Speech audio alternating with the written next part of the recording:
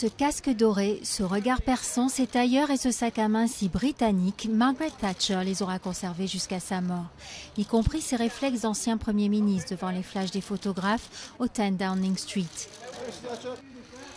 Et pourtant, après une série de crises cardiaques, la Dame de Fer souffrait d'accès de démence depuis quelques années et elle ne prenait plus la parole en public. Mais Downing Street rappelait visiblement des souvenirs à celle qui détient le record de longévité au poste de Premier ministre britannique de tout le XXe siècle. 1979-1990, une décennie qui changea radicalement la face de la Grande-Bretagne. D'un pays dominé par le Parti travailliste et les luttes syndicales à l'ère de la City triomphante.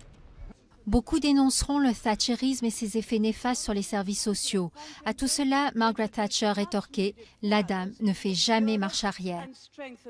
Son album de souvenirs témoigne de son inflexibilité. La guerre contre les Malouines en 1982, l'attentat manqué de l'Irak contre l'hôtel de Brighton dont elle réchappa par miracle, ces activistes de l'Irak qui mouraient dans les prisons après de terribles grèves de la faim et ces mineurs qui crurent la faire fléchir avant de baisser les armes. Cette intransigeance, elle la transporte bien sûr sur la scène internationale. François Mitterrand lui voyait le regard de Caligula et la bouche de Marilyn.